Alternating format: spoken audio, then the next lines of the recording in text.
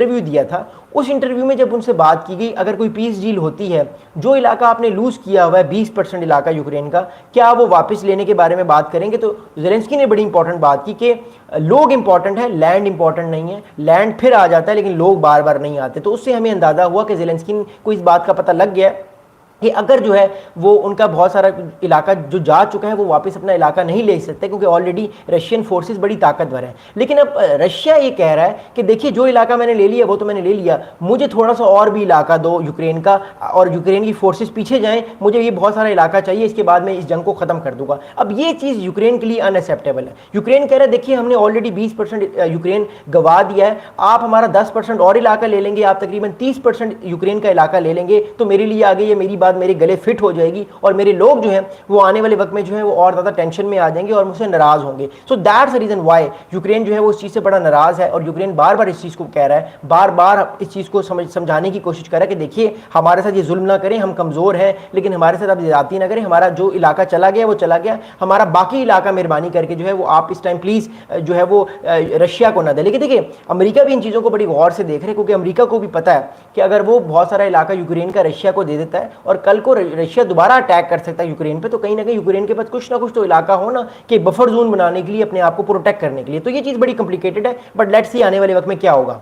अच्छा, white house के कुछ सोर्सेज ने अपना नाम नहीं बताया, लेकिन व्हाइट हाउस के सोर्सेज है सीबीएस एक न्यूज़ चैनल है, सीबीएस एक न्यूज़ चैनल है व्हाइट हाउस का, उसको एक बड़ा इंपॉर्टेंट जो है वो इंफॉर्मेशन दी है उसने, और वो इंफॉर्मेशन लीक आउट हो गई है। अब सीबीएस न्यूज़ ये कह रहा है कि एक व्हाइट हाउस के ऑफिशियल ने बताया है कि the America is planning for next Friday meeting was fluid and it was possible that Zelensky would be involve in some capacity.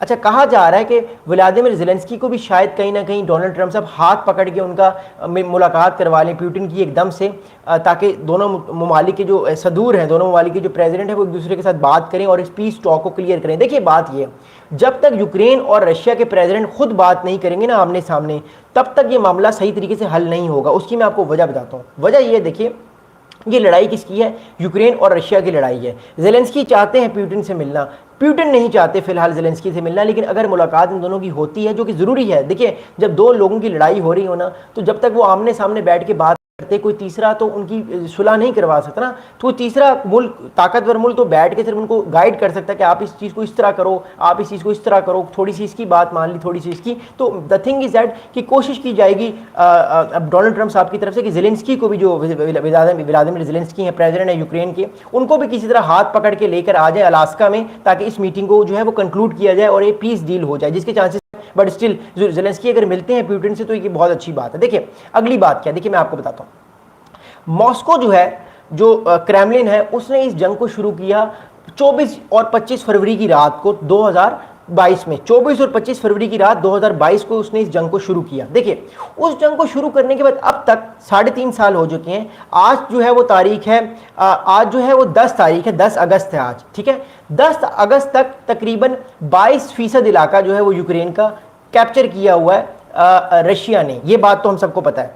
मसला जो है वो इस टाइम क्या आ रहा है? मसला इस टाइम ये आ रहा है कि रशिया जो है वो तकरीबन 10% इलाका और चाहता है यूक्रेन का। वो कह रहा है मुझे 10% इलाका और दें और कुल मिला के मैं 30% इलाका कैप्चर कर लूँ यूक्रेन का, और फिर मैं सीज फायर पे तैयार हो जाऊँगा।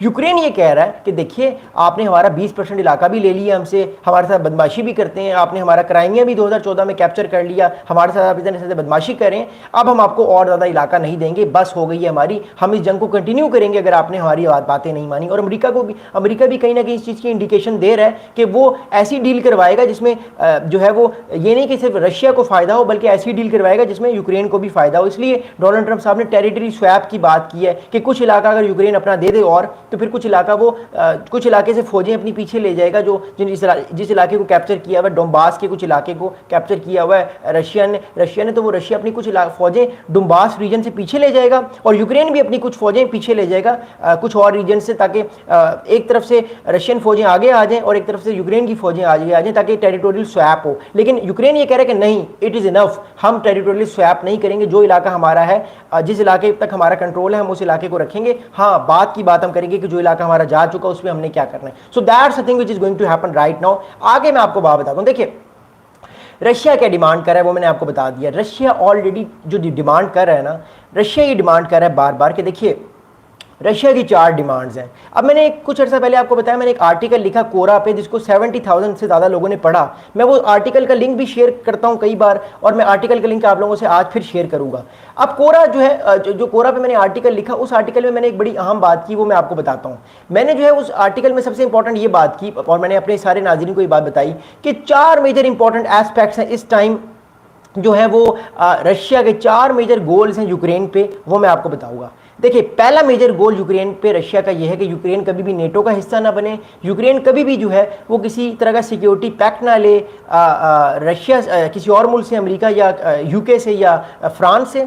यूक्रेन जो है वो कभी भी, उसकी जो भी गवर्नमेंट यूक्रेन में बैठी होगी वो हमेशा न्यूट्रल गवर्नमेंट रहेगी। वो कभी भी जो है वो ये नहीं कहेगी कि आने वाले टाइम पे जो है वो एंटी रशिया, वो हमेशा प्रो रशिया होगी। और मोर इंपॉर्टेंटली यूक्रेन जो है वो हमेशा इस चीज़ को समझेगा कि उसने जो इलाका लूज़ कर दिया, जो इलाका उसने रशिया को दे दिया, उसके कॉन्स्टिट्यूशन में ये होगा कि ये इलाका अब रशिया का है, ये इलाका मेरा नहीं है। ये 4 बड़ी इंपॉर्टेंट और बड़ी मेजर डील्स जो है ये रशिया कह रहा है, जब तक ये नहीं मानेगा यूक्रेन, मैं इस जंग को ख़त्म नहीं करूँगा। तो मसला ये कि ये जंग आने वाले वक्त में हमें और इंटेंसिटी के तौर पर नजर आएगी, हमें और ज़्यादा ये जंग जो है वो और ज़्यादा प्रेशर के तौर पर नजर आएगी। जो इसलिए मैं इस वीडियो को आप लोगों के साथ शेयर करूँगा कि आने वाले दिनों में क्या होगा। आप लोग क्वेश्चन करते रहे, मेरी वीडियो बस खत्म होने वाली है, मैं फिर आपके सवालात के जवाब देता हूं। देखिए, अब मैं आपको एक इंपॉर्टेंट चीज बताता हूं। ज़ेलेंस्की का लेटेस्टली हाल ही में एक बड़ा इंपॉर्टेंट स्टेटमेंट आया।